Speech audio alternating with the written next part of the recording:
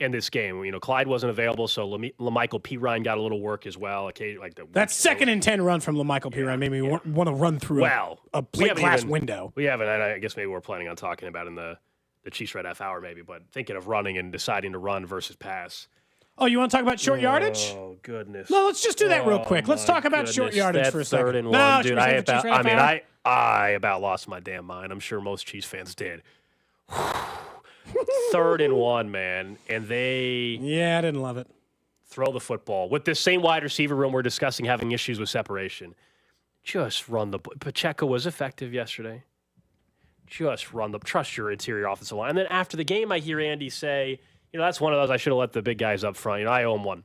I would believe you. After being sarcastic, by the way, he's like, oh, you guys have probably hated it if I ran. No, Andy, I wouldn't have. I would normally believe, though, I guess I should have given it to let the big guys handle that one. Yeah, I would believe that if I hadn't heard that 20 different times over the last 3 years. He is who he is. I got to stop letting it bug me because overall, 90% of the time, he's a genius play caller. But again, it's this short yardage crap, 3rd and 1, and that could have cost them the game. Oh, easily. Easily could have cost him. A very frustrating moment. Maybe less frustrating. What's bugging Drew? If this is allowed to go on, this is not a society. This is anarchy! I know it's bothering you guys. Yeah. So what's bugging me? I think this is something that we can kind of agree on. I don't know if you guys saw it, the listeners, but Josh McDaniels, he's gone, but he's still bothering me a little bit. So he should. He's a very bothersome person. So over during the pregame show, if you will, for Fox, Jake Glazer had more in-depth reporting regarding the whole situation and the Raiders, and it sounds like, it was everybody against Josh McDaniels.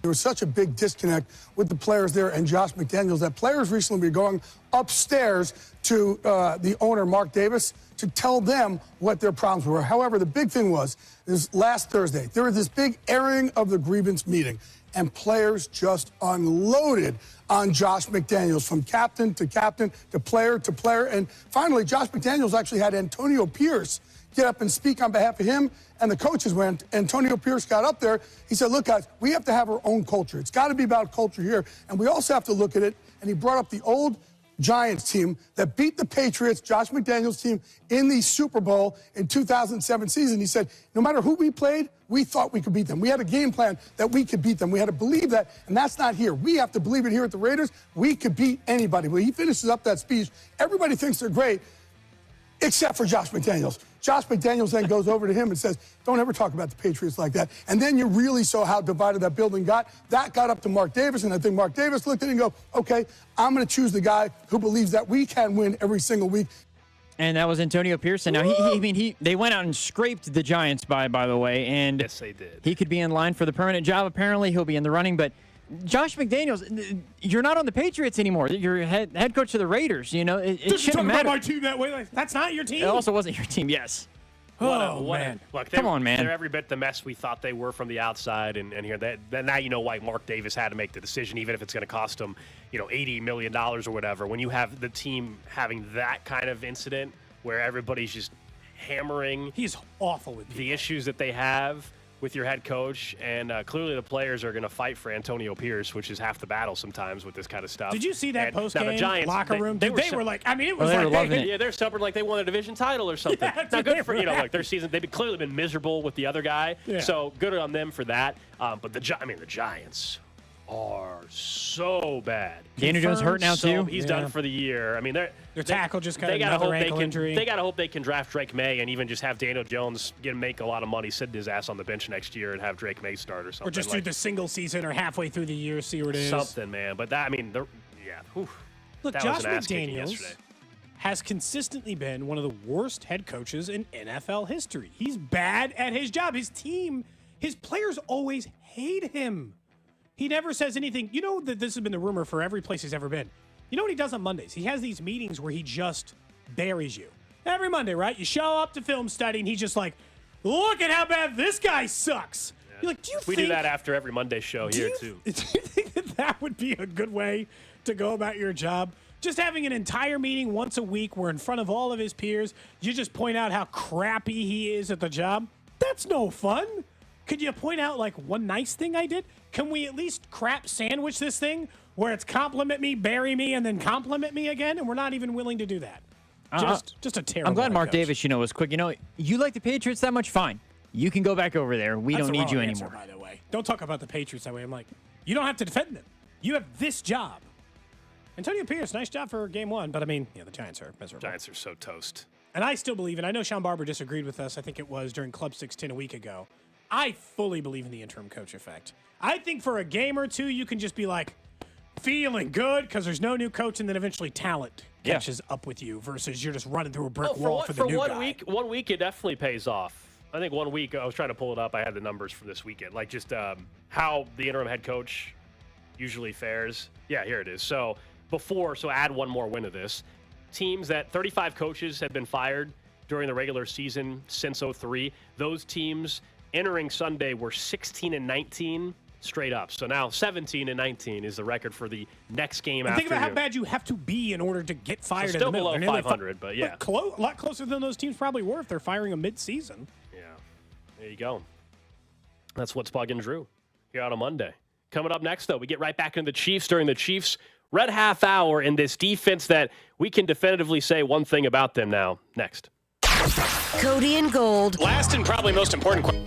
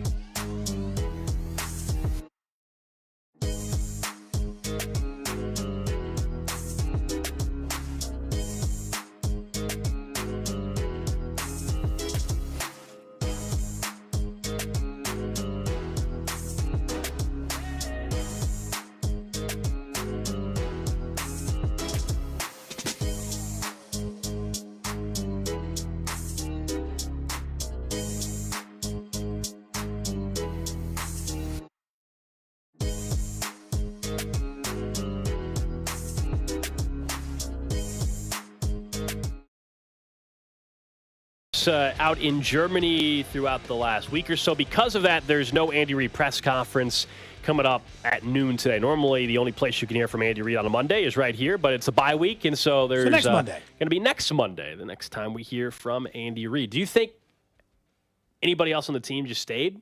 I bet a couple of people did.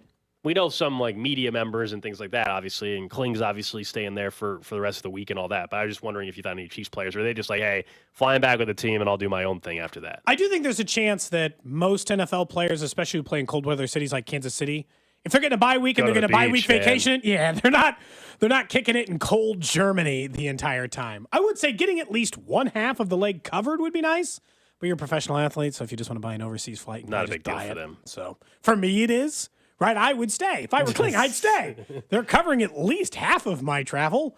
Then sure. I bet there's somebody who stays. Something still tells me that maybe Travis will stay out there for a day, but depends on if he's trying to get with his girlfriend during the bye week, I'm assuming so. Did you remember on, we didn't play the audio of it, but he was asked by like some member of the German media when he was out there. If he's in love? And they're like, are you in love? And I think he said, I'm going to keep my personal relationship personal or something was his That's right. Was his response. But Chris Jones and his teammates on the podium we're laughing and giving him a hard time for it because I'm sure they're like, all right, let him have all the tough questions and all the attention. Let him handle that mess. The TMZ type mess that exists there. But on the field, let's look at this defense because this defense can win you a Super Bowl. This defense can win you a Super Bowl. I know we can be frustrated about the offense, and there are definitely problems with it. And to be clear, you're saying as the offense currently sits can win you a Super Bowl. Absolutely. Okay. Yeah, and look, this isn't... Because that's a different statement to me than this defense is Super Bowl caliber, because there's absolutely no question about that. I don't know what else this defense has to prove to you. And I know, like, some people are like, well, in 2023... You can't win a Super Bowl if your offense isn't one of the 5 best offenses in football or something like that. And I just disagree with that. We're not talking about a defense that's number 1 or 2 and an offense that's 25th. This is a number 1, number 2 defense and an offense that is 13th and they were 9th a week ago. And they still have the guy that's co-favorite to win MVP as their quarterback. Yeah. And they still have a Hall of Fame tight end. And they have a head coach that we still consider, despite my frustrations and yours and others on short yardage, still one of the most creative play callers in NFL history. So, yeah, you can win a Super Bowl with this defense, but also this defense can win you that. If you tell me that this offense is still like 12th or 13th and they've made it to the divisional round of the postseason, and you're telling me that you don't think they can win 2 games by playing in the 20s, or you don't think this defense They've already can win 2 of the best teams in the AFC doing You don't think they can win 2 games if the offense only puts up 20 points? Hell yeah, they can. Absolutely. They almost won week 1. They should have won. And that was a game where it was 21-20 against a Lions team that's going to be a playoff team and a division winner. Has a chance to be the number 1 seed in the NFC, although that defense, looks like it'll be Philly. And the defense is better now than what it was in week 1. The defense week 1 did not have Chris Jones. No. And this defense now doesn't have Nick Bolton. By the time you're talking about Gold, you'll have the entire story on the defense, even though I don't think you'll need it. Because by then, they will have also faced Buffalo, a top 10 offense in the NFL, Cincinnati, currently playing like a top 5 offense in the NFL, Philadelphia, the second scoring offense in the NFL. You'll get your taste of it. You'll get Herbert again, the whole gambit. The second half of their schedule is going to be about playing games in the low 20s. I'm done predicting Chiefs win 31-30. Every game I predict the Chiefs to win going forward will have a 2 in front of it. The reason why I think they can survive this way is just how good it is. Let's face the reality that they robbed Peter to pay Paul. They tried to find a way to fix the defense because it was the thing that held them back for all those years. And so for the last 3 consecutive years, that is where they've put all their resources. They've had one of the highest paid defensive lines in football for 2 of the last 3 years. They have spent a large majority, 70% of their draft picks on defense. Over the last 2 years, it's where some of their biggest free agent signings have come from the last 3 years, and it worked.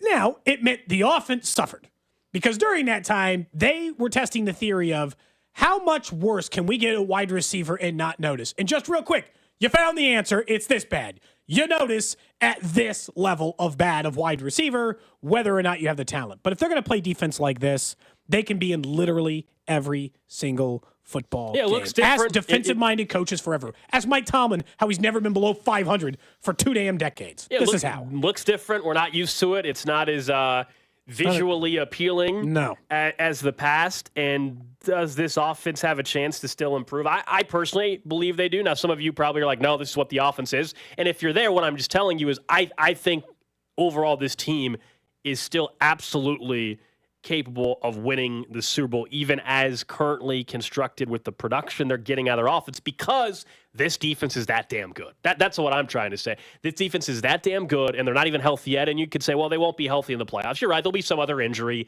that happens. But that applies for every other team. And while they're still trying to get through the Nick Bolton injury, while they're still trying to get through the offensive struggles, or maybe it's not incredible yesterday. And maybe it's not offensive struggles. Maybe it is who they are. I don't know. We'll see. I tend to believe they won't finish 13th. I still think they'll be right around top 10 by the time we get to the end of the season.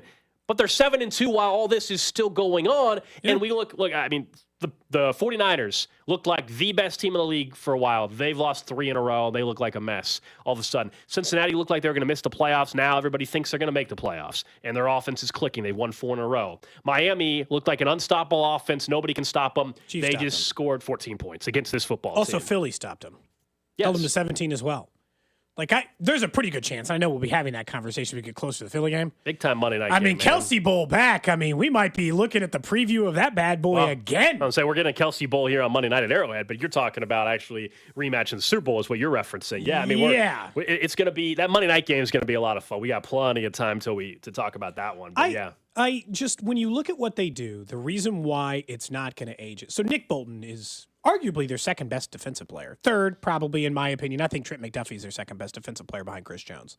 So if he is their third best defensive player, they don't even notice that he's gone. You notice how well Willie Gay and Drew Tranquill played in that game? Even ancillary signings. What did they give Mike Edwards? Like $1 million? $1.5 million? He is a legitimately good player for them. He might be their worst defensive player, and he's been objectively good. Their worst defensive player has been a good player on defense. I know we stopped short because I'd asked Barbara, does it compare to that Tamba Hali, Justin Houston, Marcus P. When they were running out all pro after all Eric Berry, just all pro, all pro, all pro. Right now, Chris Jones is an all pro. He's been a second team, first team all pro, right? He's right in that range. Trent McDuffie is absolutely in that range. If you're talking about tackling linebackers, when Nick Bolton's healthy, he plays in that range. It's not the names you're used to. 1 through 11, Nick Bolton's playing like Derek Johnson, Chris Jones, but yes, that's it. It's not 1 through 11 even either, Gold. It's like 1 through 16. They rely on a lot of guys behind those 11 as really valuable members of this defense. Like someone just pointed out, Leo Chanel didn't even bring him up. Yeah, no, that's fair. Because of how many guys rotate on the defensive line, it probably is more than 1 through 11. But the point is, just that it's as an entire defensive unit, it doesn't get any better than this right now. In the NFL, it doesn't have the biggest star power, although they got a couple of them. I'd have to look. What's the best Chiefs defense of all time? In points per game allowed in an individual season. I know it's third, by the way, for those exact players you're just talking about, because I've looked up that stat a million times of where that defense ranked points per game in the NFL. And third is the best they ever got under Bob Sutton. They're currently second in the NFL, only behind Baltimore. I was just curious. I mean, you might, this is one of those things that's so funny. We never historically dig it up the other way around. We love to have a conversation. Is this the best offense in Chiefs history? And by the way, we know it's 2018. It's not close. Now, But when they were in the middle of that season, we were having that conversation and comparing it to others. Nobody ever digs up, is this the best defense in Chiefs history? And I think you can make it. How could you not make an argument for it? They're one of the best defenses in the NFL at a time when offenses are supposed to succeed.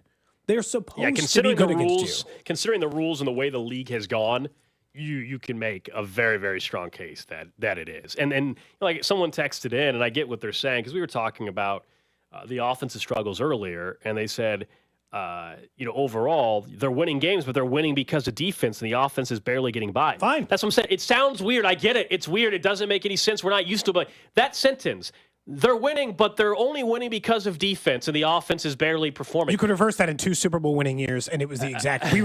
Gold, we sat on these airwaves, and we said, the offense is winning these games, and the defense is barely getting by in 2 years in which they won the Super Bowl. It's just different. And again, there's some people that will say you can't do it that way in 2023. We're going to find out. They're going to put it to the test. But also, I don't think this offense is a done, finished product. And again, my only thing I have an issue when we're discussing it like that. What did Speck ask you on Twitter about this, about the defense? I tweeted out basically, hey, what the Chiefs just did to the number one offense. That was the number one offense in football, and they scored 14 points. Frustration about the offense, yes, but this defense can win you a Super Bowl. I tweeted that after the game. And Speck responded. He said, "My only question would be, when was the last time a team won the Super Bowl with the defense being the superior unit?" And there's no question it's going to be the superior unit here. I agree with that. I think you go back, and yeah, you can reference the Ravens teams that have gone to Super Bowls before. Bucks, but Ravens, recently, early 2000s. I would argue the Bucks team that beat the Chiefs, Cody.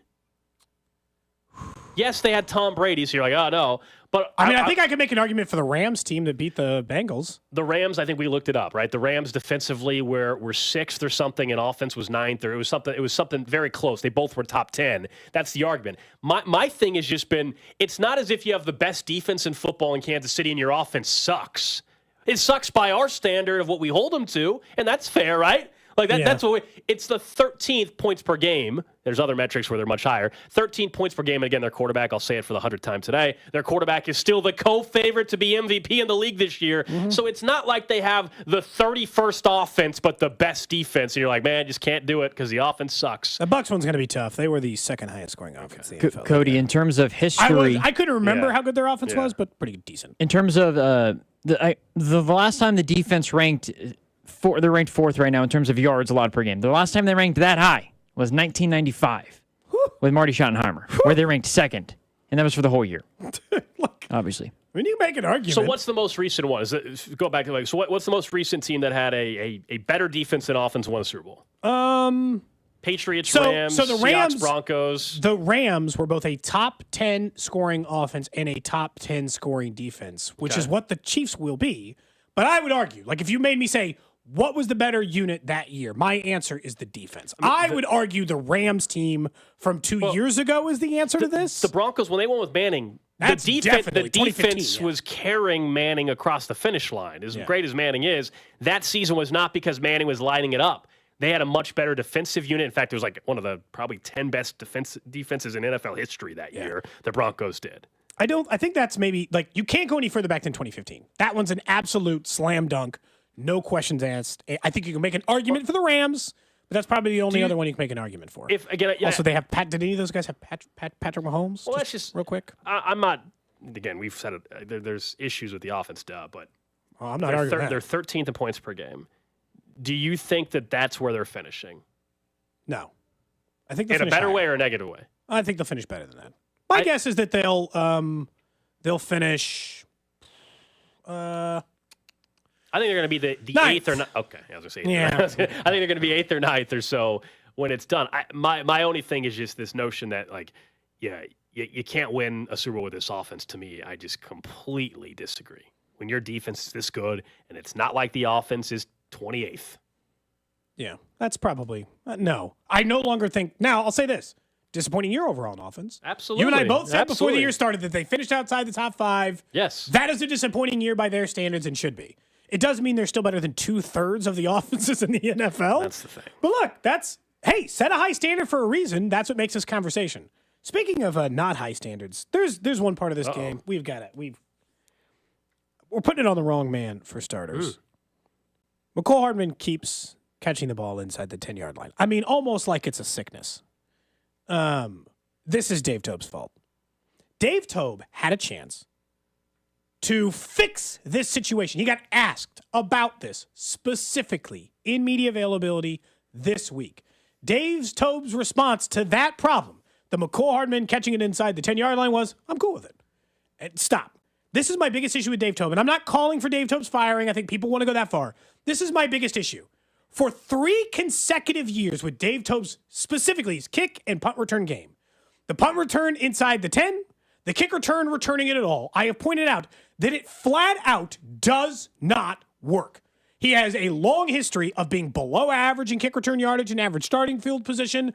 He has a bad track record of it working, fielding the ball inside the 10. It straight up isn't working, and he's the only coach in which we're not telling, hey, do something different, because this is the Einstein theory of if you just keep doing this, it's insanity. It isn't working. Stop letting him catch the ball inside the 10, especially late in the game. It's weird. That's the just one let it go part above his head. It's and it's part of special teams returning but like it's the one part that's not everything. Like kicking game, you feel. I mean, Kicking game has been phenomenal. Tommy Townsend moves the ball, no problems. But yes, Great. that's where you're right. They are told that they have the go ahead inside the 10-yard line, inside the 5 to catch the football. Stop it! They shouldn't have it anymore. Unfortunately, I think watching the game with people on Sunday, I'm sure you experienced this as well. Everybody that we were watching with there was just basically holding their breath and also just thankful. All right, I don't care what happens, just hold on to the ball. Other than that, nobody cares. That's where we're at now. It's just hold on to the ball, and I don't care. Just make sure you hold on the ball and give the ball to Patrick Mahomes.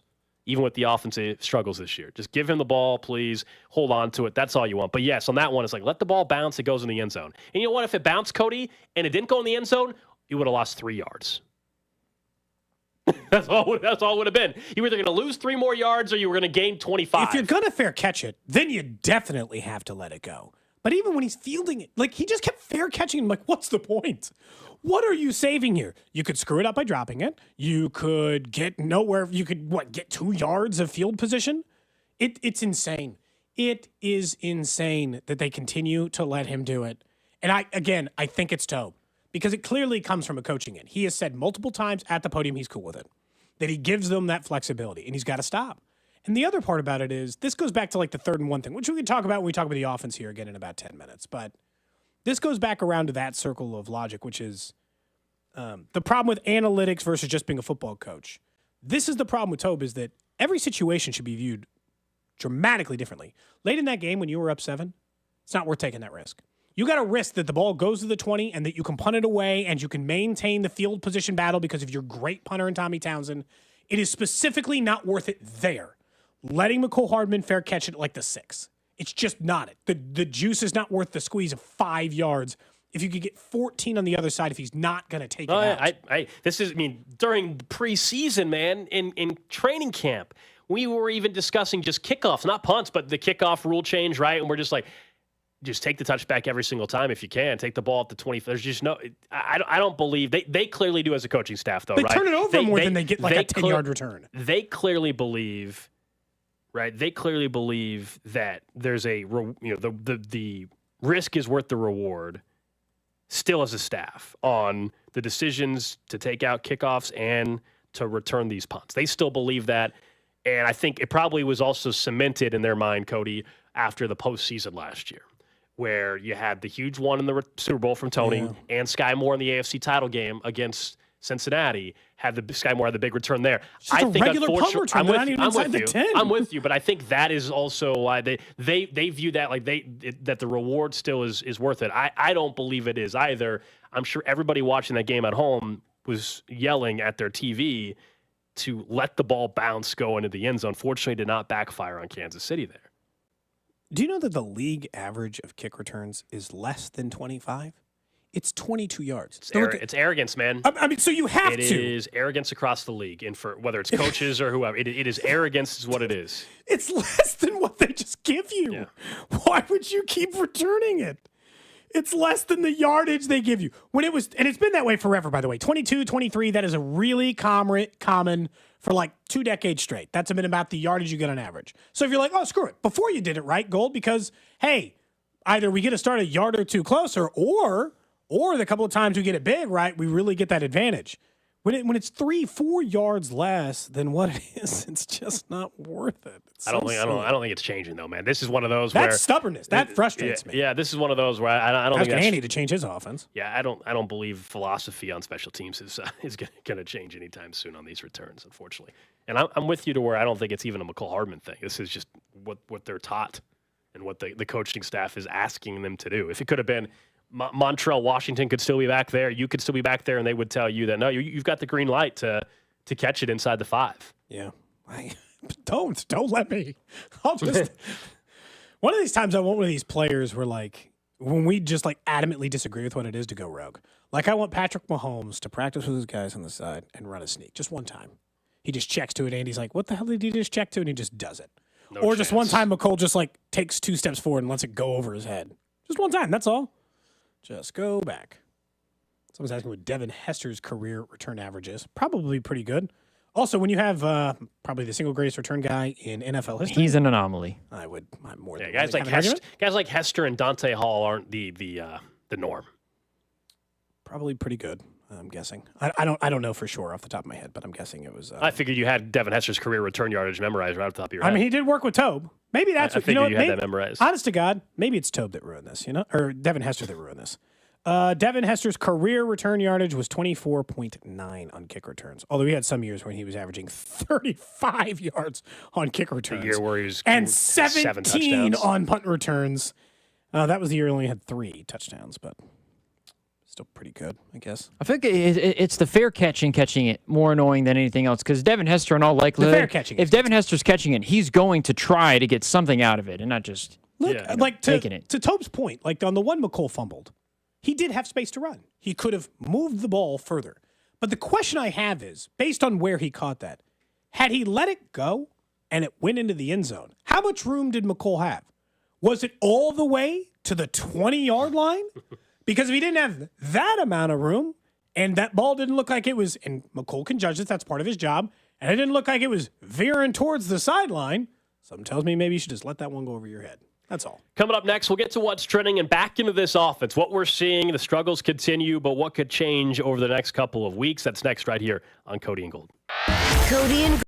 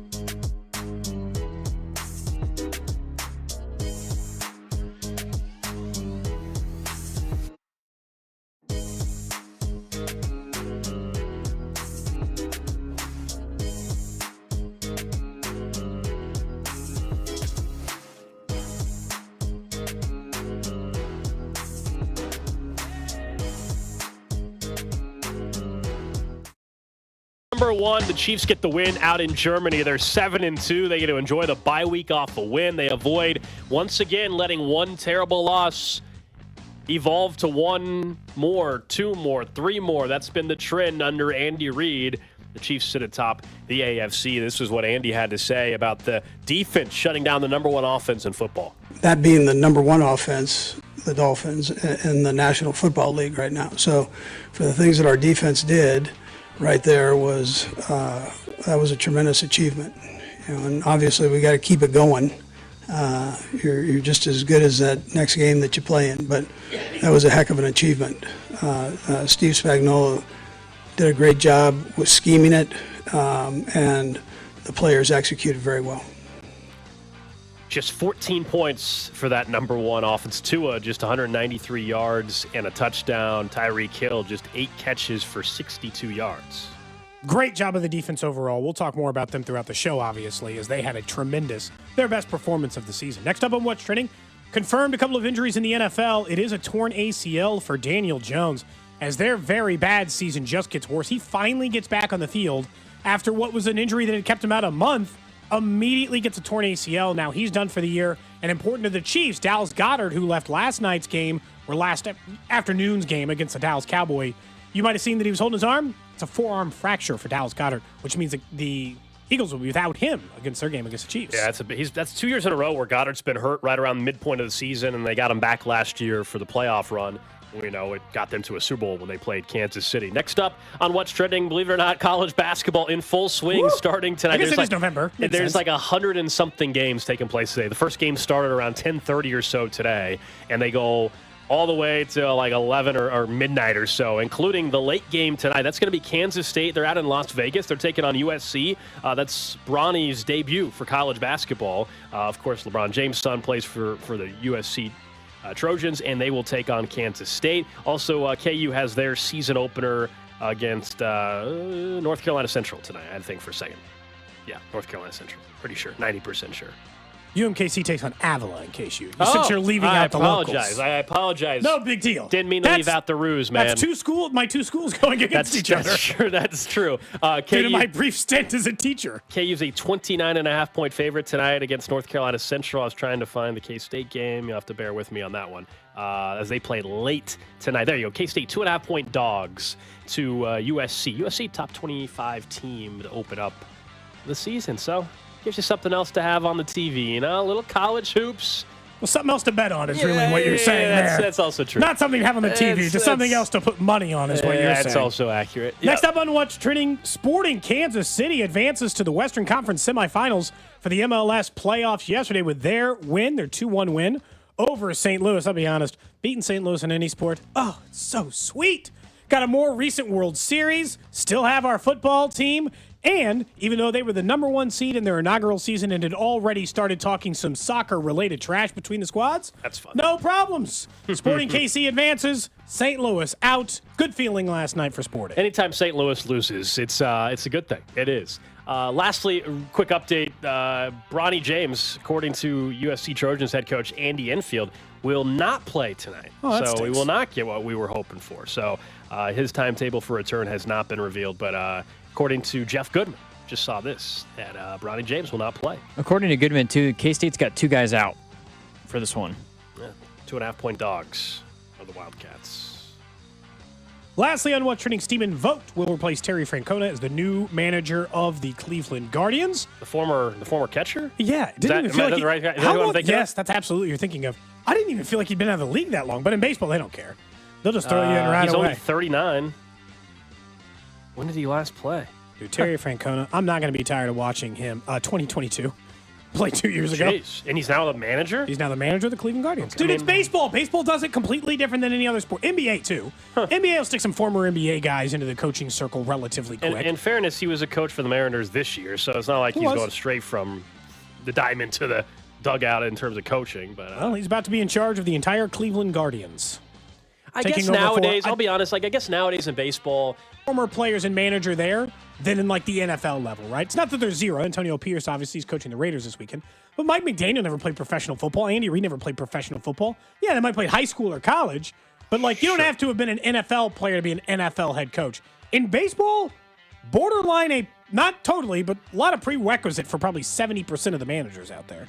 Wonder if that'll change I don't know. with analytics being more involved in Maybe. in baseball particularly, or that'll just be the guy that's the bench coach or whatever. That can be the right-hand man, if you will. That's what's trending here on Cody and Gold. Man, I was looking to see if I could bet on the UMKC game. No lines out, you know? Well, that one's not surprising. NAIA school they are facing, so... Couldn't get me an odds. I was about to put my mortgage on Like UMKC. 35 to cover I don't tonight. believe you can bet on games involving the NAIA schools. It's a real What do you think disappointment. the line should be, Cody?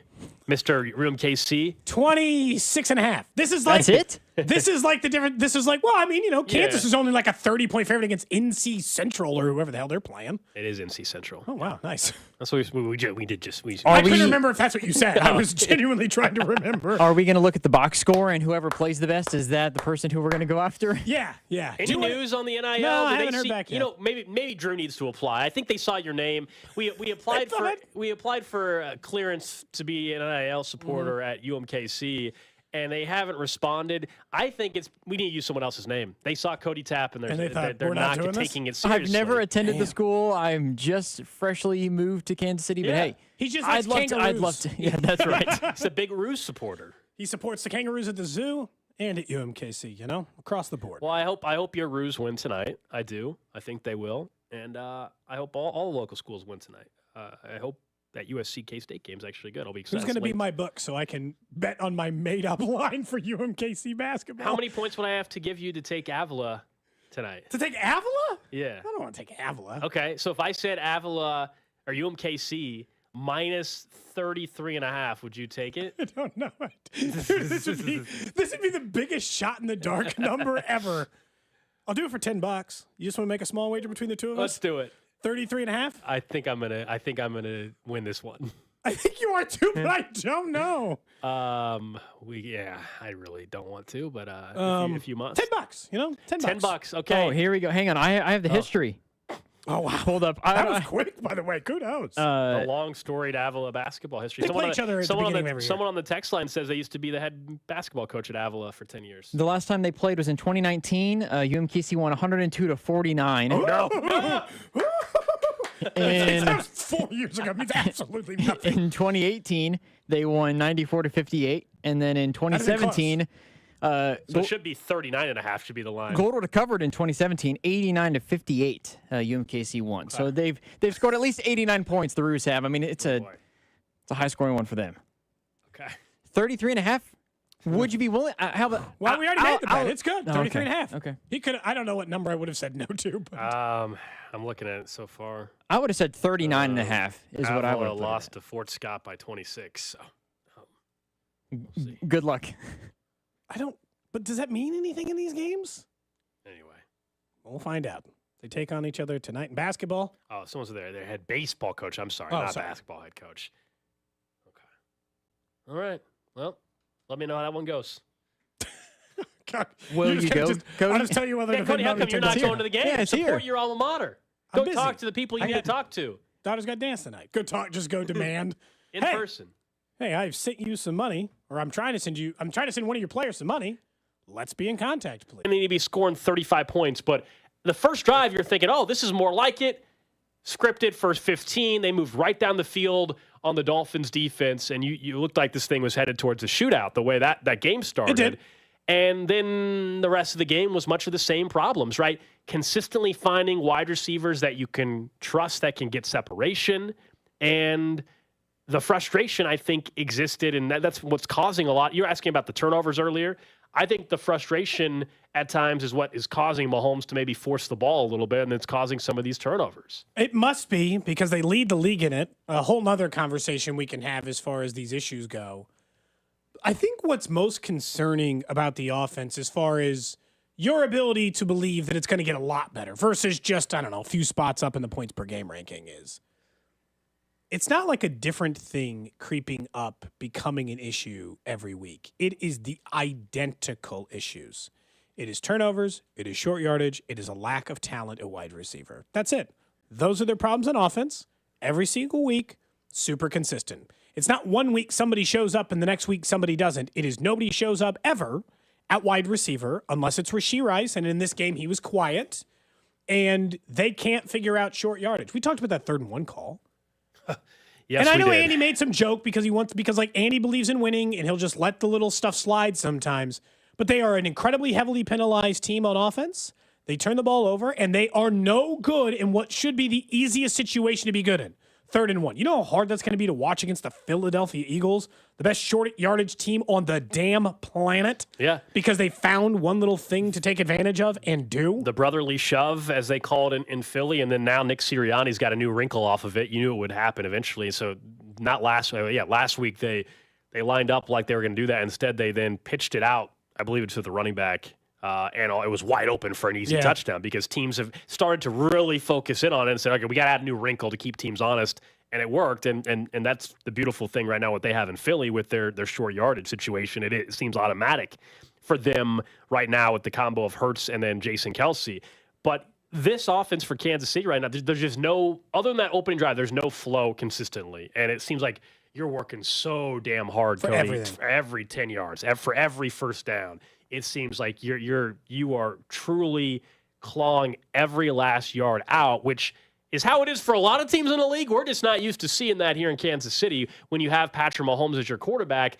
But the deficiencies at the wide receiver spot, that's not changing. This is the personnel. They didn't make a move at the deadline, but this is the personnel that has to figure it out. And now you wonder in the bye week, can they, right? That's the biggest question. Is there anything you can do now that you get the extra week with the bye week? And I'm not just talking about the one game after the bye week effect. I'm saying changing the way you play offense. Is it whittling down the rotation now that you have some more time, something that Nate Taylor brought up with us, Matt Nagy maybe we're not willing to do as quickly as other coaches would have been? Is that part of it? Is it, I know it sounds silly, but all ideas are open right now. Is it Richie James, believe it or not? Is he part of a solution? I don't know. Maybe. Going forward. Nobody knows their personnel better than those guys on that coaching staff. All right, so where can you put them if there's deficiencies for Sky Moore? Where can you put him, though, to where he can excel? And you would like to think they would have figured that out already by now. I get it. But during the bye week, can you find some spots that maximize what might be a limited skill set at times with each one of these wide receivers? Is there something you can do to maximize that, whether it's increased playing time for others or simply, hey, maybe the coaching staff's not doing a good job of putting guys in the right spot either for what their abilities are, what right? Their best ability is, And that's the question. That I do believe is still correctable going forward in the second half of the season. I know generally we view, hey, spreading it around as a positive for offenses, and I think generally it kind of is in an individual game, but yesterday's a perfect example of when that's bad. That you need to have guys you can just count on. He completed a pass to 9 different receivers, none of which had more than 34 yards, half of which had less than 18. That's not what you want. Spreading it around isn't good if it's 34, 33, 22, 22, 18, 17, 15, 16, 14, 12. Right? No good. That's not the situation you want. Spreading it around is good when 2 guys get the bulk of it and then they find every little ancillary player outside of it. I still think the simplest solution is to just target Rashee Rice more. That might be easier said than done. They might tell you that he's one of those guys that Patrick Mahomes was talking about being out of position frequently because he is a very young player, yet their most talented wide receiver. The short yardage stuff and the turnover stuff, that seems like you should be able to get better at those things. I think the most frustrating thing from the short yardage thing, and Andy's consistent that he's like, well, you'd hate us if we ran it. Andy, you've never run it enough on 3rd and 1 for me to ever know whether or not I'd hate it, okay? I'm just going to tell you. You've never run it enough on 3rd and 1 for me to ever know whether or not I dislike it.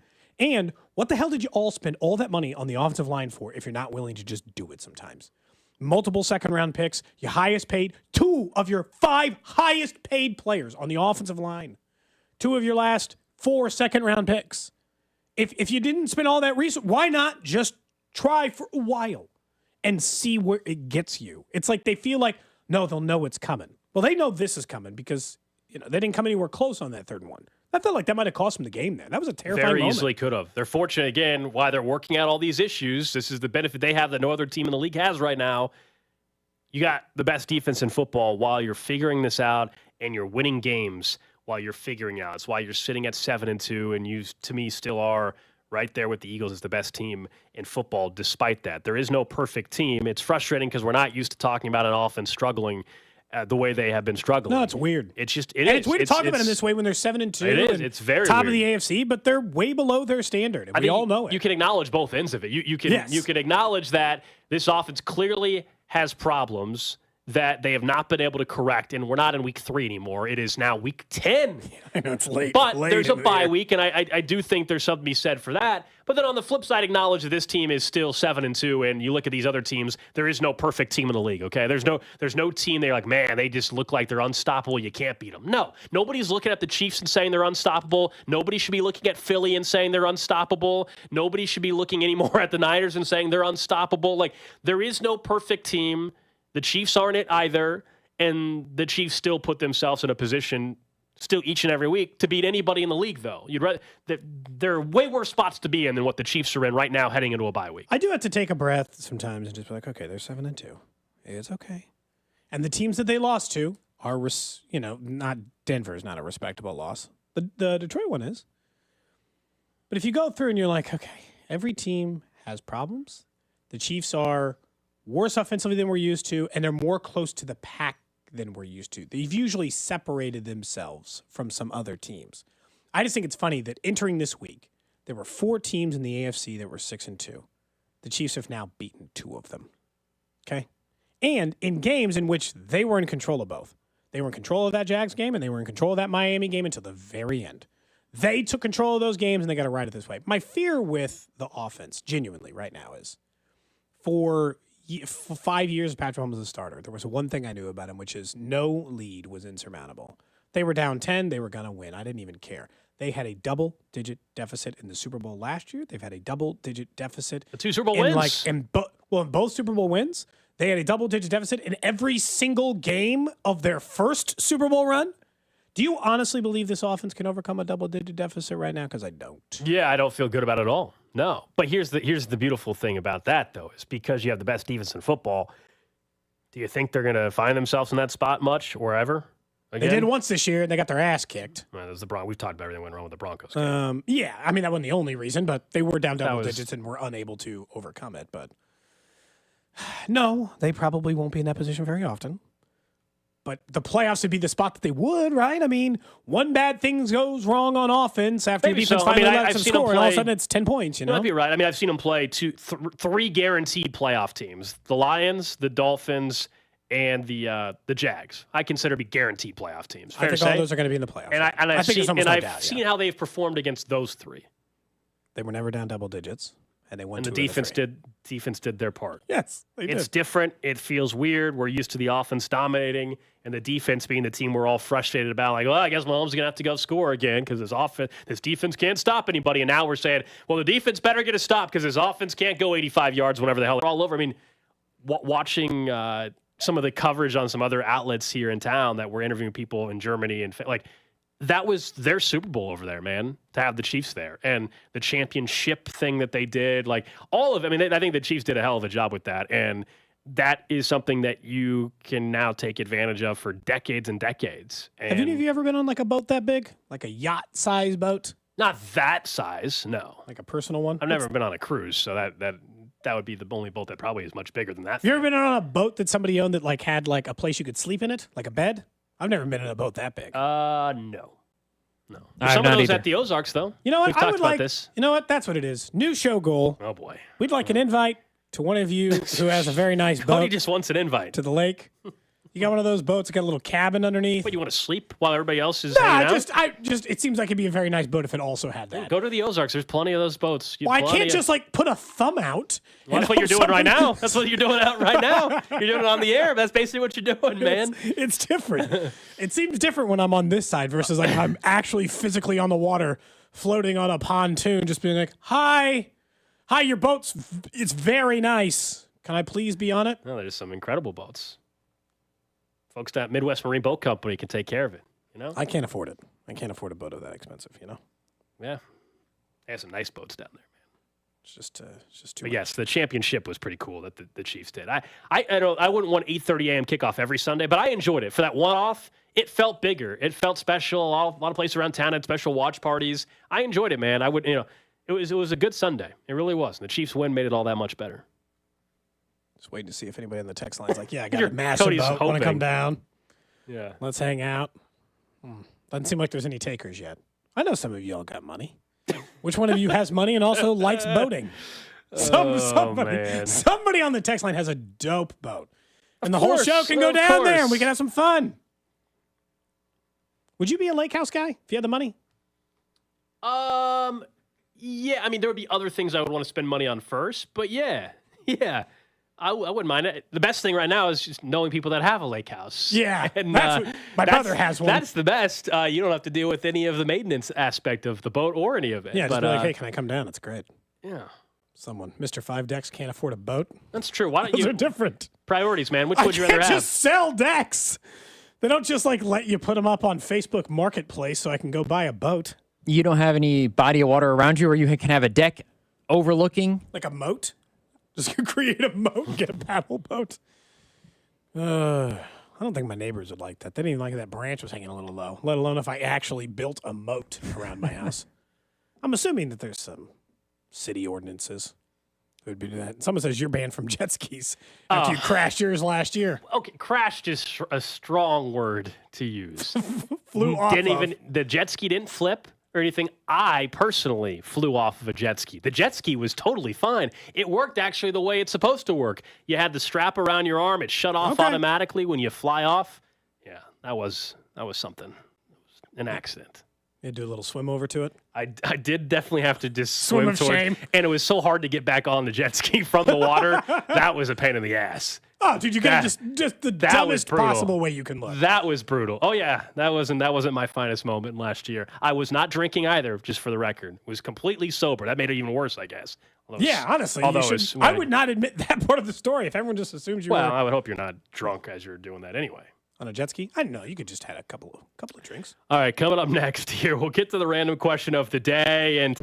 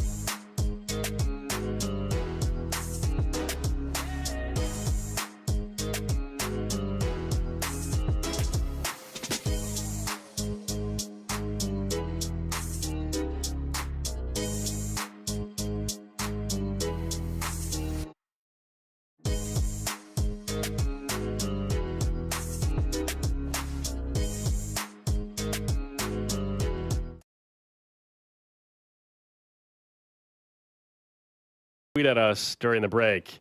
Is our listener, Pat. King Crab 23 on Twitter. He said, at 610 Sports KC, at Alex Gold, at Cody B. Tap. I'm looking for a sugar daddy with a boat. That's basically what you sounded like. That's basically what you sound like. I'll bring some booze. Cody doesn't also. I'll bring some food. Not just a boat. He wants what do they call it? Cruise. He wants basically like a cruise liner. Yeah, not just a standard boat. I want to be on one of those really nice ones that are out there, like borderline like a mini yacht. Someone says if I sell enough overstock pallets from Amazon. What's the ETA on our mystery box that's we're gonna open yet. Our mystery box of, frankly, let's be honest, likely junk. Hasn't shipped yet. Okay. I checked the tracking on it yesterday. I'm keeping a very close eye. I think there's a pretty good chance we're going to be opening that bad boy next week, not this week. I'm actually looking forward to opening that. I mean, I am excited about opening it. Absolutely. Fascinated to know what's inside. Like, is it going to be like return blow dryers? Is it going to be we're gonna make some money on those? Like, or is it going to be a return Nintendo Switch? If they're one of those Dyson Airwrap blow dryer things that every single woman of my life seemingly wants, then they'll be fine. Did you hear that? Well, I mean, that doesn't apply to woman, wife. That every single woman in my life? Is that what you? That's what you said? Girl, whatever. Right? How many women do you have in your life? One for wife. Sisters, right? Those are all women in your life. Okay. That's what I mean. Okay, just checking. That's what qualifies. Just making sure, man. Just checking. Any female who I've met. Is there any sort of family discount if my wife wants a blow dryer? By chance? I think so. I think there's a show-related discount. If we open this up and there's like ourselves. Well, if there's below retail, we're still trying to make money on this thing, but we're the three of us. Out a little bit. The three of us together. Does she want one of those Dyson hair dryers? No, I was just asking. Sounds like it's a yes. Sounds like it's a yes. I think she does want a blow dryer though. She actually has that on her Christmas list, if you will. Okay. But yes, definitely don't own one. I don't either. A blow dryer? No. Well, I mean, my wife owns one. Does it count if I own one? If it's like in the house? Okay, then we own one as a unit. I've used it. I don't know. 0 times. I guess. There's no need to. My hair takes. I'm saying it just dries on its own pretty quickly. 10 minutes. Pretty quickly, it dries on its own. It doesn't take that long. As we've discussed before, I don't even use any product in my hair at all. Not unless I'm like going to a wedding. I use 0 product in my hair daily. Yeah, text line says, face it, guys. That box is going to be full of sex toys. There's a chance that happens too. There's a chance. We open that box and just a bunch of dildos in there. It's going to be like that would be really weird. It's going to be really weird. The resale of that's going to be real awkward. All right, let's get back. Even more awkward if that's the thing you say you want, Gold, instead. She wants a blow dryer, and you're like, I'd like one of those sex toys, please. That would be a little weird.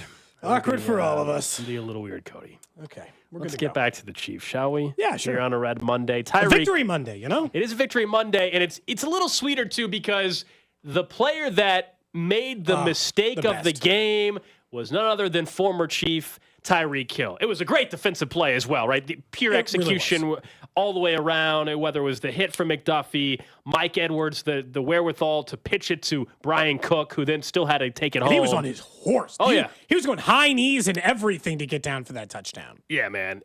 That being Tyreek Hill on the fumble, it wasn't Jalen Waddle. It wasn't Raheem Mostert. No, it was Tyreek Hill made it that much more enjoyable of a moment for a guy that was basically before the game saying he was going to, the Chiefs and anybody's going to get this work and all that.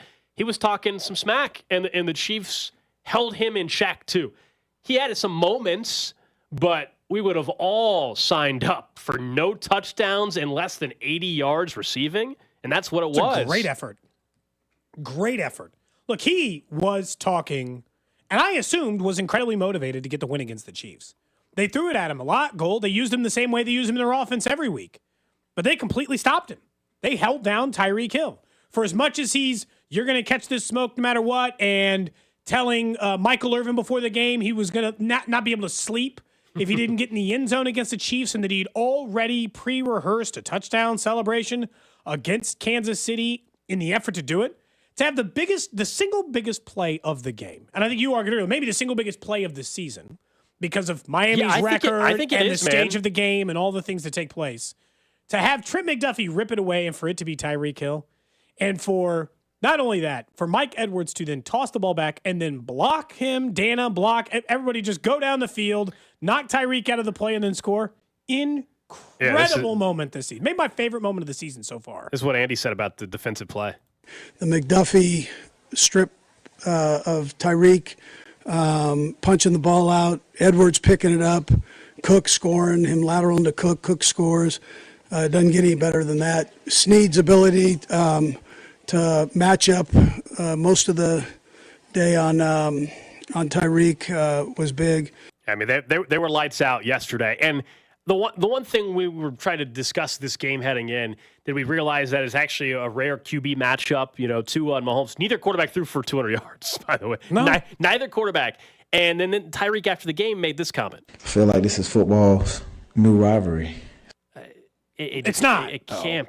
It can't be. Now, there's a chance they play next year. If the Dolphins win the AFC East, the Chiefs would play at the winner of the AFC East, so they would play at Miami next season, and maybe they play in the postseason. So if all of a sudden you tell me that they're going to play 3 times in a calendar year, fine. But if this goes back to some team has to win a game that probably fits the playoffs, number one, and then it has to then follow up with somewhat of a classic type performance as well. I mean, the rivalries for the Chiefs right now are pretty obvious. It's Cincinnati and Kansas City as one of the biggest rivals right now. It's Kansas City and Buffalo to a certain extent still. Heck, KC and Philly maybe if this thing continues. I'd probably still give it to Denver and the Raiders, and those teams stink. Yeah, divisional opponents. Well, they have more history.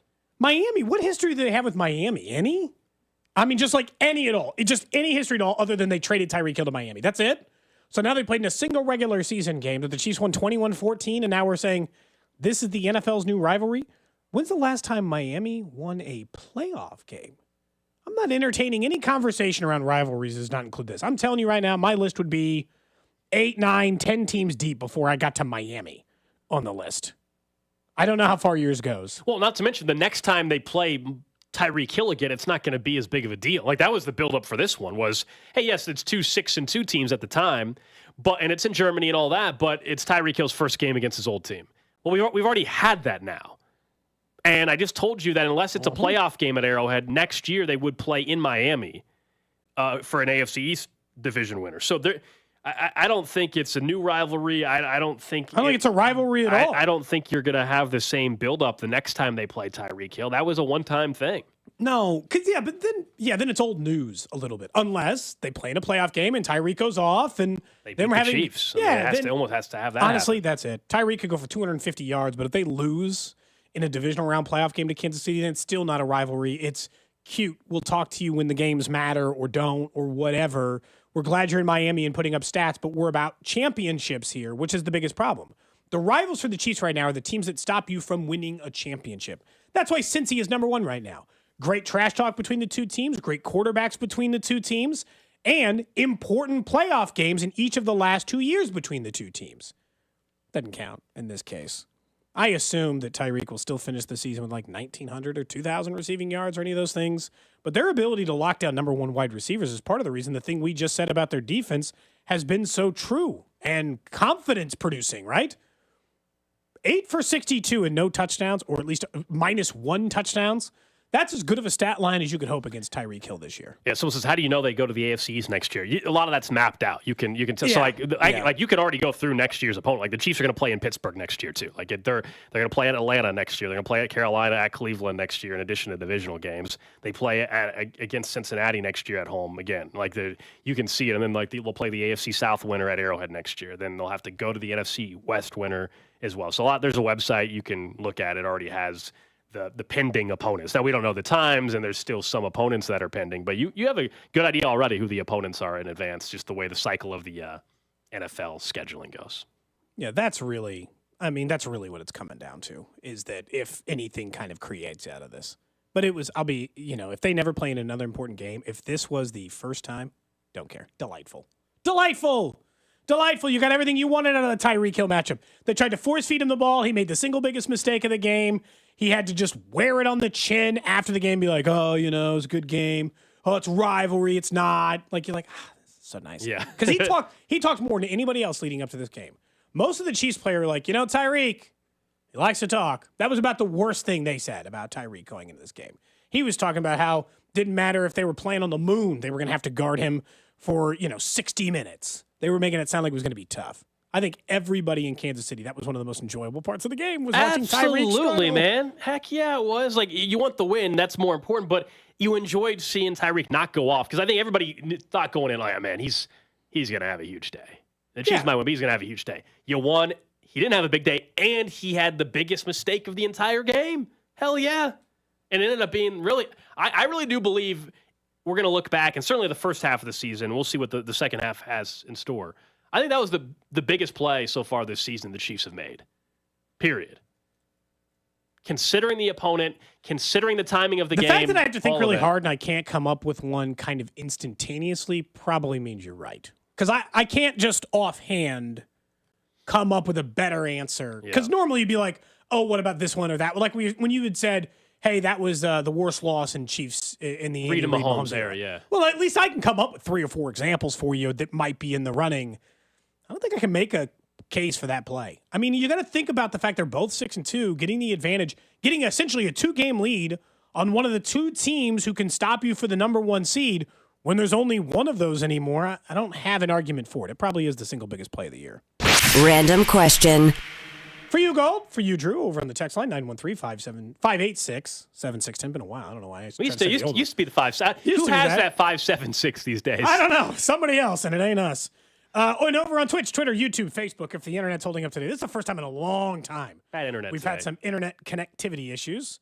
So we'll see how it goes. Blame it on daylight saving time. Okay, so Travis Kelce, you had mentioned his comment earlier at the podium when he was asked about Taylor Swift and whether or not he's in love. He says he likes to keep his personal life private. On this show, we are an open book. So the question I have for you today, both on the text line and to you, Gold, and to you, Drew, is how many women have you told I love you to, not including family members? My answer is 3. Just be honest with you. My answer is 3. I have told 3 women in my life I love you, including my current wife. That is the number. So this is simple for me. This goes back to when we've discussed how I haven't been in long is it 0? Yeah. None? Yeah. Really? You didn't fire off a casual? I'm impressed. Dude, one of mine was like a 4-month-long relationship I fired off, and I love you. The last relationship I was in was 3 months, and that did not come across. In fact, now we're getting way too deep in the details. That was one of the issues that came up. Oh, that you hadn't fired off the I love you? I was told that wasn't fully, but basically that we weren't falling in love yet after like 3 months in this crap. So that was part of it. So no, it's actually Dude, this guy only one. Met my wife when I was 18. We've been together for 24 years. Good for you. That's awesome. Fantastic. One time for me. What? Hey, so it's the same answer for you. How the hell I was not expecting your answer to be 1 too. Well, you thought Drew was gonna. No, I just thought I was a. Dude, come on, teenage kids. That's what mine are. Mine are a relationship. We're 15 years old. You know, we're hanging out a lot. You fire off, and I love you. It happens. A lot of people saying 1, Cody. I mean, it's a mix, but a lot of people saying 1. There's times where I've been close to saying it. It's like, and it's no. A lot of people are saying it's 1. It's the person they ended up marrying. Am I a little too fast and loose with the I love yous? There's only 3. No, I mean, you're married now, so you're good. Someone says 4 or 5. 3, maybe 2. Cody. That text is great. What the hell? Can we say that on the air? Yeah, I think so. Someone's calling me a slut on the text line. I don't think that's fair. Mm-hmm. Okay. Someone says 1, and she's divorcing me after over 20 years of marriage. Honest to God, I haven't seen anyone say more than 4 so far. Someone says easily 10. Okay. Okay. Dude, I would say that I was close on some others, I would say. Hung out a few more weeks, and I might have fired off more than 3. 3's the answer, but I would have considered 1 at other stages. A lot of people are just saying the 1, and it was like their high school sweetheart or whatever, yeah. From 913, 5, and they're 22, so they're getting after it. They fired off. They fired off some. They fired off some. I love Someone yous. says 20+ I love yous just to seal the deal at the bar, but only 1 that counts. No, that Someone else says anytime they're drunk. I was gonna say whoever that is who's 22 and they've said it 5 times. They aren't even getting to the dating stage. They're in the talking phase and they're saying it. From the 913, easily 10. Someone says they love all you guys. Sky Fox over on Twitch says only 1 for me. Said had other serious relationships, but none that were serious enough for the I love you. This marriage lasts 19 years. Maybe that's the key to marriage, Gold. Never fire it off until you're ready. So it's the 1. Yes, exactly. So she's the 1. Exactly. I don't think there's anything wrong with saying that. Did you get close somewhere else in there? Yeah. Like I was saying, there's been a time I think where I was close to doing it, but I was like, no, and I held off. 3 is not that many. 3 is not. That's not like a high number, right? Someone says, do strip bars count? Not in the context. Not for this question, but not in the context of this question. Not for this question. No. Someone says, I don't think there's a woman in Kansas City that I haven't told I love you to in the 90s. Someone else says, nothing wrong It doesn't with count him. if you say it to your server or something either, okay? You mean like a you're real, talking about like you're dating someone and you fire off and I love you, you know? Mm-hmm. Cody, did you not have somebody in your corner like, don't say that. No, don't. It's too early. You didn't have a friend trying to help you out a little bit? The pressure in that situation, that if somebody else says it, I am an instant fire back. There's just no way. If somebody else says the words "I love you" to you, there is a 1,000% chance I'm firing it back. That is a high pressure situation. The response of "You're great," or just every response outside of what's the earliest I love you too. Well, that relationship, I was in that relationship 4 months, so I don't know, somewhere before the end of that relationship. I can't ask Drew because it's only been one person, but like, what's the earliest, other than like people are saying on the text line, like 2 months. Like legitimate, not when you're drunk at the bar. I'm talking about like you're in a relationship. What's the earliest that? I guess I was 2 months when I was 17 years old. Look, I'll just be honest, man. Barbara says, doesn't writing down "I love you" count? Oh man. I would think so. Yeah. I mean, that's pretty much saying. Bart, what are you writing letters to each other in the mail? You're not texting? I mean, I think it counts. Yeah, okay. I think it does too. I think that counts. I don't want to say for sure. Yeah, because people are saying, "Well, you counting the lies or the real ones?" Yeah. That's why I've only said it once as well. I think is that you have to look yourself in the mirror and say, "Do you genuinely love this person?" Someone says they once told a girl "thank you" and she told them that she loved, and your response, "Thank you." That's good. That's an instant breakup. Instant. That's great. That's what I'm saying, dude. If somebody else says it to you, it's just that's a tough one. That's a tough one to not fire back. I said I love you early on with my wife. I don't remember. I don't know how long exactly it was. I did. Oh, I don't remember now. It's been too long. I don't remember. Ask your wife. I don't remember. Remembers. You think she remembers? I bet you she remembers. Let's see. Yeah. I'll send her a text. Sure, man, we've been together a long time now. Send her a text right now. That's the random question of of the day. That is the random question of the day. Do you think Kelsey has said it to Taylor? I don't think so either. I'm going to guess no, but I have no idea. I'm going to guess yes. Oh, you? Yep. Really? I'm guessing yes. How long would they have been together at this point? 4 months? Or no. It'd be like 3 months then, right? Based on how we think the timeline is going to go. Somebody in the German media asked that question. Are you in love? He said he's going to keep his private life private. He's keep my something like that. Personal life personal or something. I don't know. And wife says she doesn't remember. She said, "I honestly do not remember. I don't remember who. I don't remember who fired it off first." Someone says that "I love you, thank you" is from Wayne's World. I mean, I'm assuming that's happened in real life too. Don't get me wrong. Sure. I don't know if the text line was joking or that was actually a reference to the movie or not. Okay. There you go. That's it. Good question today. Will you let the show know the first time you say it? Y'all report back. the day after. I'll report back. You have to promise the show that you'll. I'll report back. It's nice of you. Okay. They haven't said it to each other based on his response. Oh, they're calling you out. They're not believing you. That's a really. There's 0% They're in a completely different relationship position than the rest of us. Can you imagine the headlines if he said, "Yes, I have"? How nuts it would be. Oh, right there. If he said yes, are you kidding me? Single magazine on the planet. Yeah. The planet. It's just you have to. His circumstances are different in how he answers that, right? Also, yes. Don't ask that in a press conference. I know I just asked all of you. Don't ask that in a press conference. And I didn't ask, "Are you in love right now?" A much more pressure-packed conversation. Just how many times have you said "I love you" to someone? That offers a completely different insight to the rest of this. You should have had Rob come in for this question. I would be very interested to get his answer. I'll bet he's it's more currently than one. engaged. I'll bet it's more than one. How many times do you think it is for Carrington? Who do you think the leader in the building is in firing off "I love yous" to somebody? You got to think both long-term relationship or someone who's just fast and loose with it. I mean, this is two different people, or how many times you've said "I love you" just period point blank to. Because I've said "I love you" a lot. No, to my just wife. to different people. To different people. Yeah, Okay. he's talking about the same question he posed us. Carrington. I'm going to ask him after the show because now I'm curious. I'm going to get the answer from everybody at the station. Yeah. All right. Coming up next here, we'll talk more about the wide receivers, what we saw yesterday once again from this group, and now where the AFC is situated after the Chiefs find themselves and the Ravens sitting at 7-2.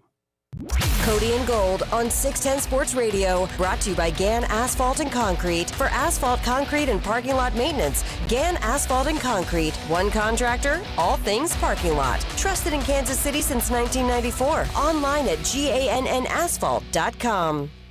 Attention veterans and active military. Overhead Door Company of Kansas City is doubling their usual veterans discount on all products and services in November. This means veterans and active military get 10% off all month at Overhead Door Company of Kansas City. Choose a new garage door opener, or any service or repair and save 10%. Schedule a free in-home estimate for your new garage door, or schedule your annual garage door tune-up before winter really sets in. Schedule online at overheaddoorkc.com. or call 816-221-0072. Your attention is precious. Pulled in a million directions for a million different reasons. Blue Cross and Blue Shield of Kansas City works hard to make sure your health insurance isn't one of the many things distracting you from what's important. By making healthcare easier to navigate.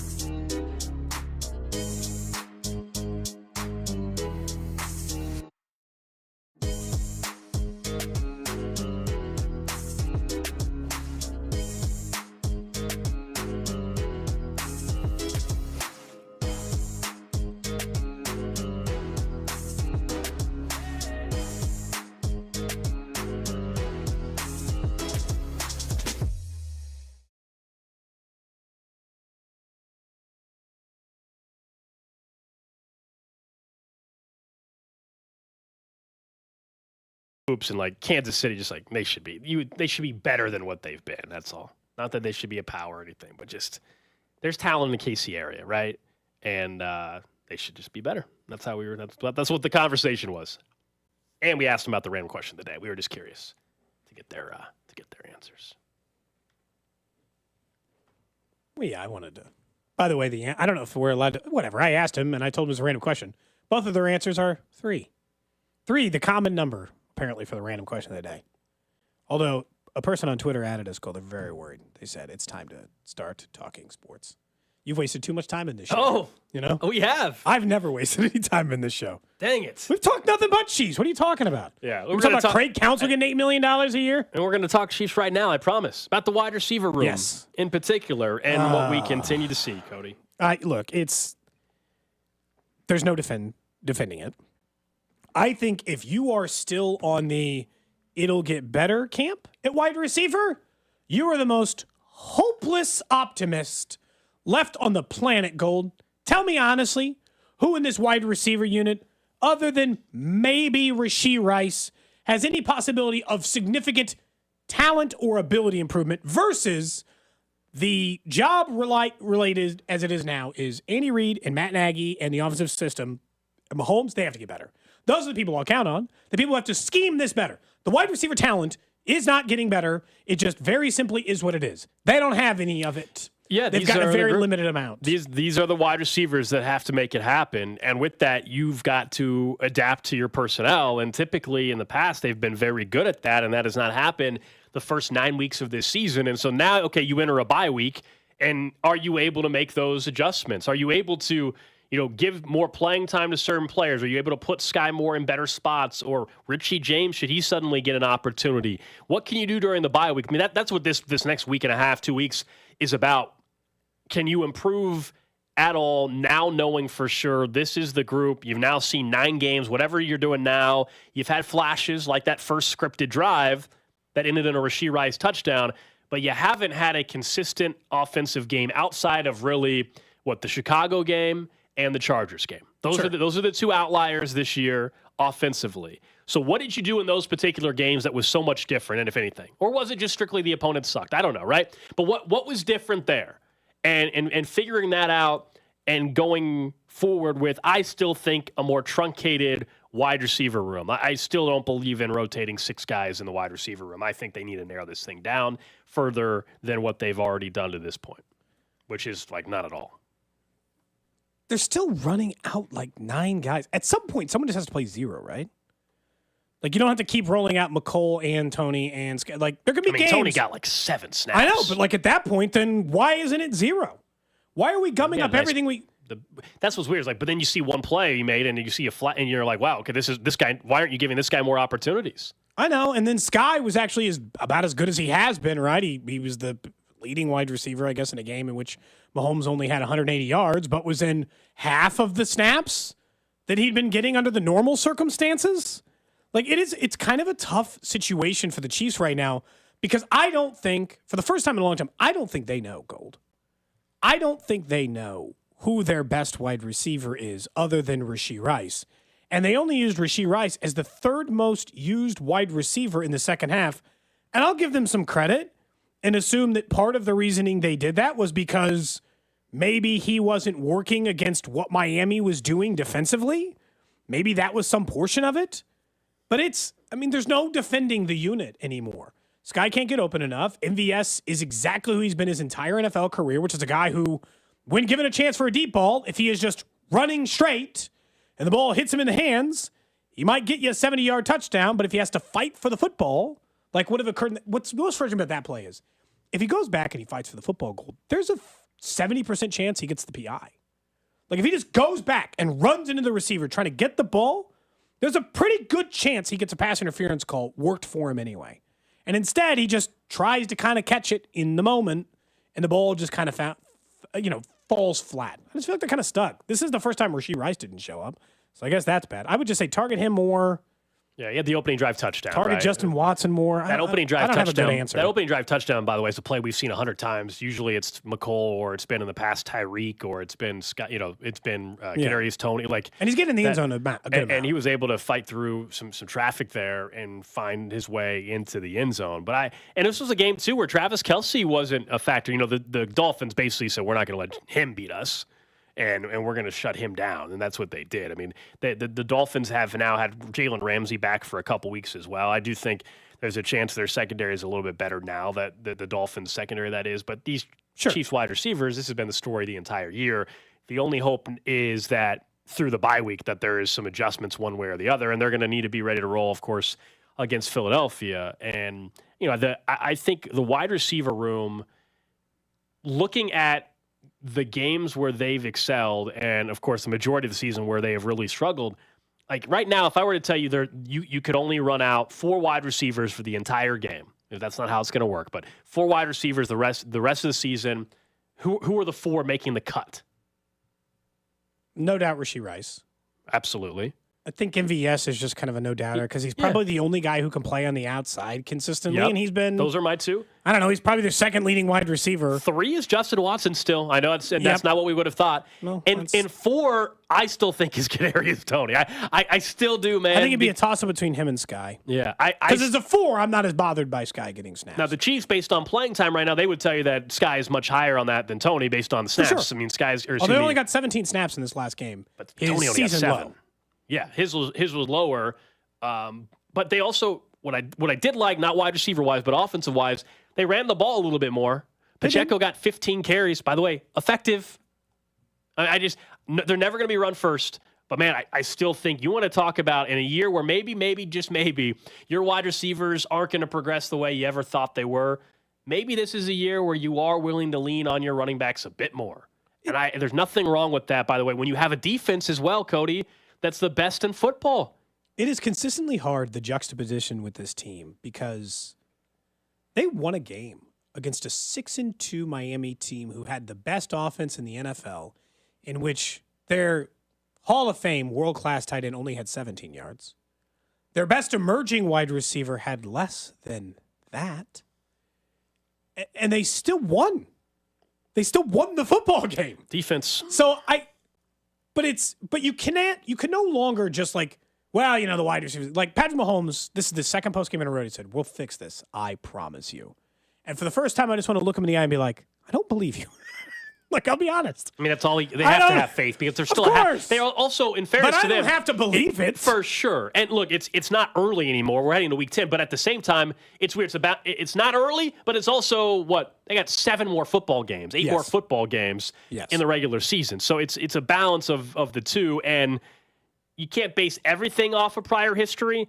But I just don't believe that when the season's over, when you have a guy that's still co-favorite for MVP in Patrick Mahomes right now, and you do still have Travis Kelce, even if this was an off game for him, and you do have Andy Reid, that this offense, this is just what it's going to be all year.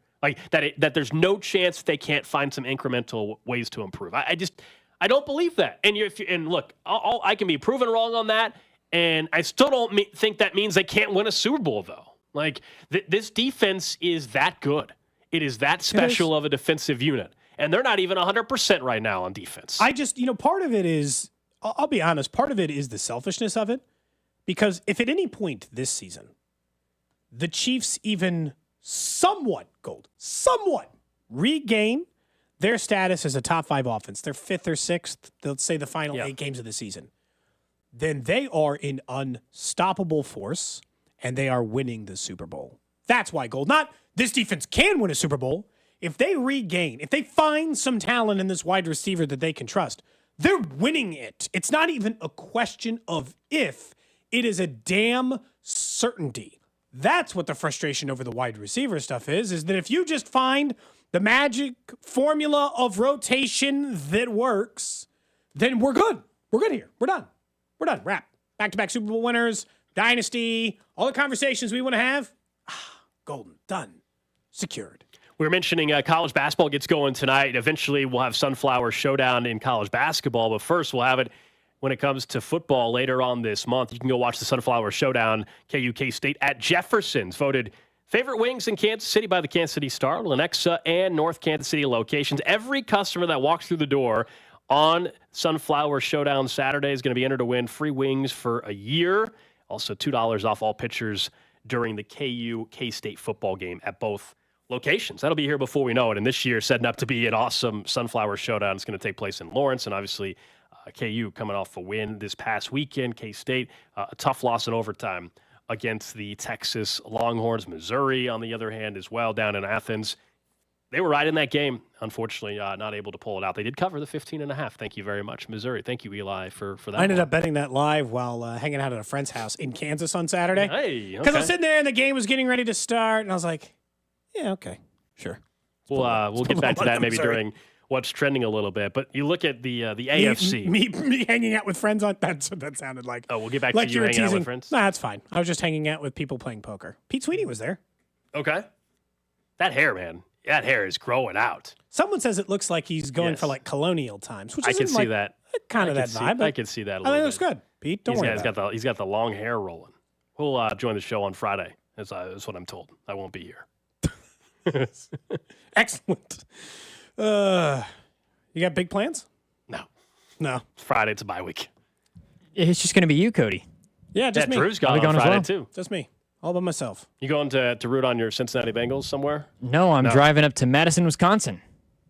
I'm leaving early. Some Badgers football and basketball. I'm watching the number 9 Tennessee Volunteers taking on the number 27 Wisconsin Badgers. Oof.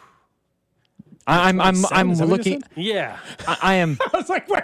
I had to think about that number. I'm like, wait, did he say 27? I really had to dig into the AP poll thing. I know. You know my stance on this. I agree. There's I'm with you. no such thing as being ranked 27th. It doesn't. It just doesn't exist. It's not a thing. There's no such thing as being ranked 9th either, because college basketball, the rankings you might as well just throw them away. Hey, preaching to the choir on the AP poll stuff. Yes. But there's AP. definitely not a 27th ranked team in the country. It just gives us something to say, like top 25 matchup. Without those things, we wouldn't even have that. Text line is requesting, and this is actually a good point. You should bring back some beer that you can only get up there.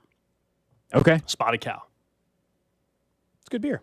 That's what I hear. Never had it. You've never had it? No, that's why. You should bring some back. Bad. Not that long ago. I Someone gave me will a full, definitely be going to a liquor store or bar.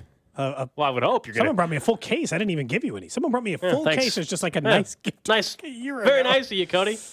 Very nice of you, man. I guess I just assumed you'd had some. Never had it. No. All right, let's get back to the AFC a little bit, because now that the Chiefs have beaten the Dolphins, really atop the AFC, not just record-wise, but you get the sense this is where it's trending based off of QB performance and how these teams as a whole are performing. It looks like 1-2 is not much of a debate anymore in the AFC. It looks like it is at the moment, Chiefs yes. and the Ravens, and not just because they both have 7 wins, but just go through and start looking at the flaws of some of these other teams and looking at who teams have beat. I mean, this, by the way, it's an underrated win. The Ravens just destroyed Seattle, who I actually think is still pretty damn good.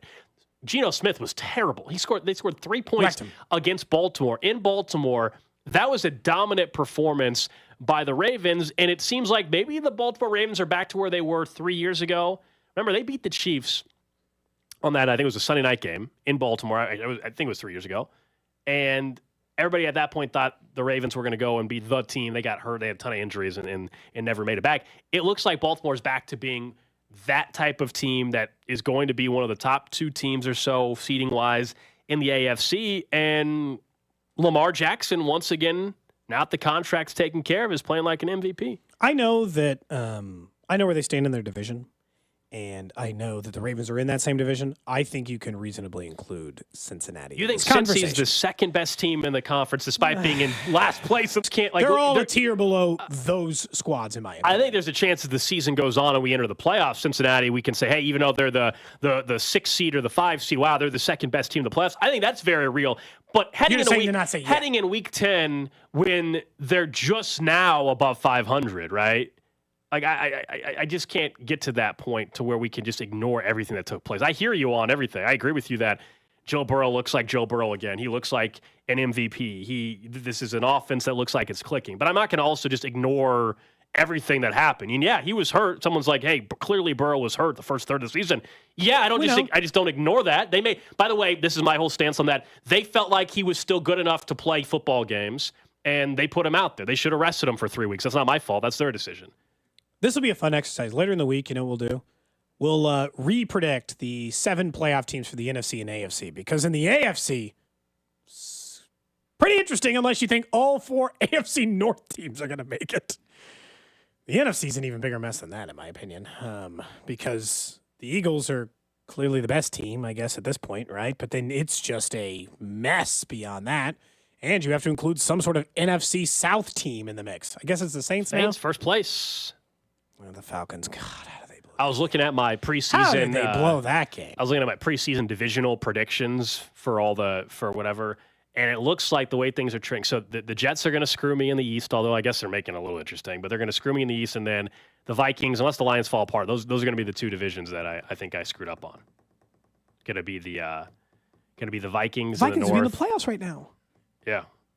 The Vikings in the North, and then the Jets. I think those are the 2 divisions I'm going to miss on. Hey, and at least you can blame the quarterback for both of those. True, especially because you could have said, "Hey, the Vikings were definitely coming back to win this one if Kirk Cousins would have just stayed healthy. They'd have done it." You could at least still make the argument. The Jets for sure, because that division ended up being way more open than we thought. The Bills are. That's part of this whole AFC conversation. Are the Bills done? Like, it's too early now, but I'm telling you right now, we're about. If they go 1-1 in these next 2 games, I'll be ready to say that. I'm not ready to say that yet, but if they lose one of the next 2, I might be ready to just jump on that train. They wouldn't be in the playoffs if it started today, but the Buffalo Bills, I think it's way too early to say they're done. When they still have a quarterback in Josh Allen that can play like an MVP, their issue is that defense, man. That defense is a mess, and they add in Rasul Douglas, and he played a little bit last night.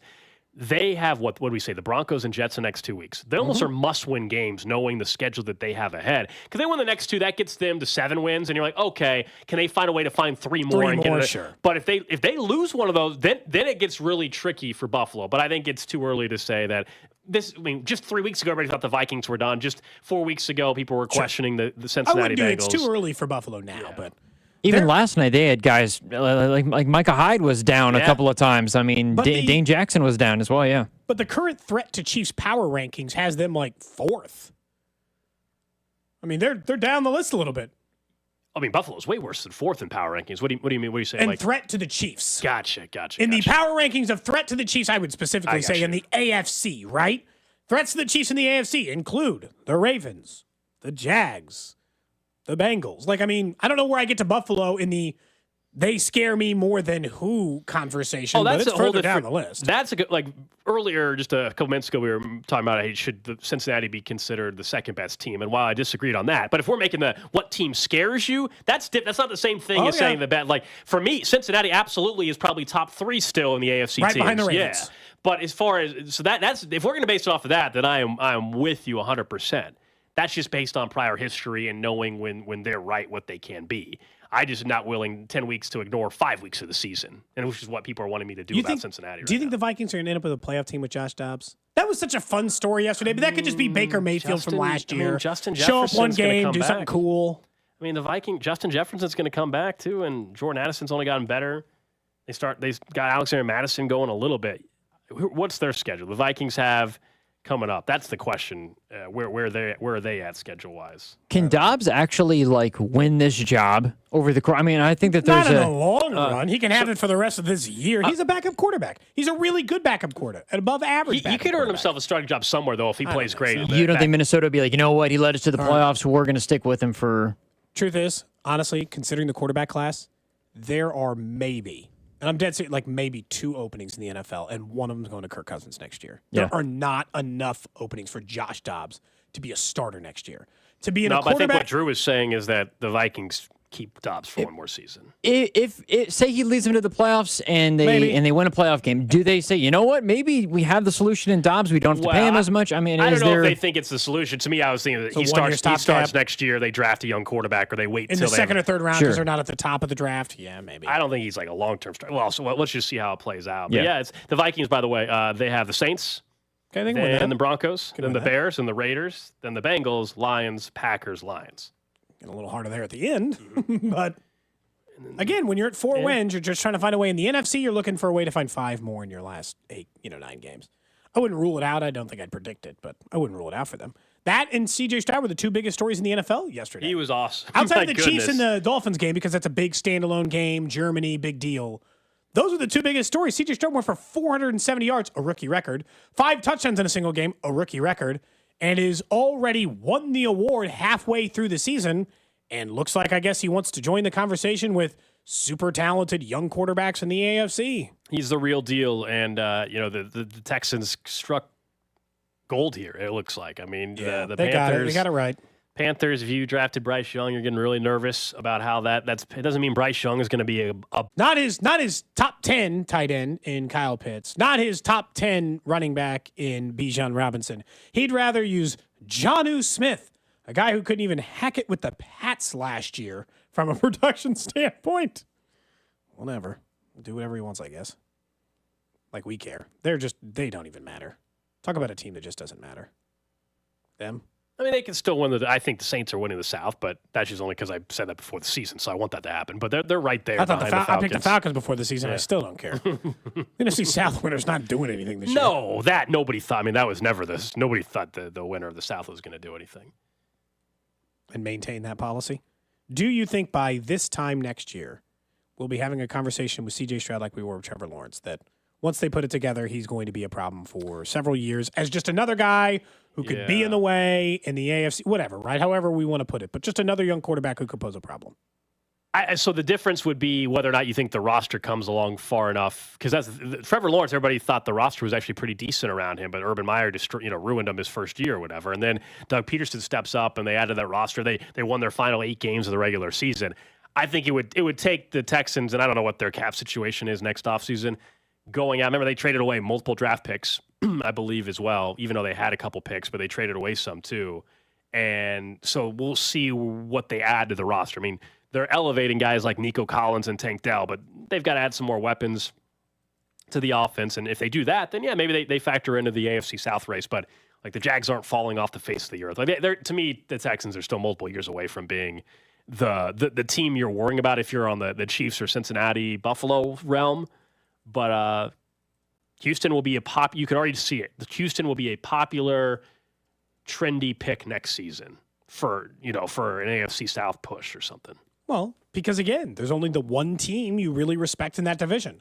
The Colts are mediocre, the Titans are mediocre, and will remain that or only get worse depending on what their quarterback situation is next year. And the Texans, he's making dudes we had not heard of look good at wide receiver, right? For as much as we talked about the Chiefs wide receivers this year, if you'd gone into the year and you said, hey, you can have Tank Dell and Nico Collins or Rashee Rice and Sky Moore, you probably would have answered Rashee Rice and Sky Moore. And he's making those guys look really good. That doesn't mean he's a better quarterback than Mahomes. That's crazy. That's what you said, man. But that's exactly what you're saying right now. The reason why you heard it. Cody is saying that C.J. Stroud is better. That's what I heard. Up next, it's going to be he has 1 interception. That's Mahomes right. has 8. Just wait. I'm thinking of that. You know what's funny? No joke. I was listening to the national sports talk radio yesterday real quick in between games driving home. And I kid you not, and as much as we're all complimenting C.J. Stroud, and he is going to be Rookie of the Year, I don't remember the individual's name on national radio, said that they think C.J. Stroud should be part of the MVP conversation. They're 4-4. Shut off the radio. Got to win a division first, I think. Yes. He's going to win Rookie of the Year. We don't need to go way over the top and act like he's an MVP candidate. He's not. He is 4-4. Thank you very much. That's all I need to know. You don't want to bet him for MVP? No. He's also worse odds than Geno Smith still today to win MVP, for crying out loud. Geno? Yeah. Geno, who was awful Okay, well, that's yesterday. offensive. He should be better than Geno. I'm just saying, man. That's where things stand right now. Because nobody's ever going to vote a rookie MVP of the league.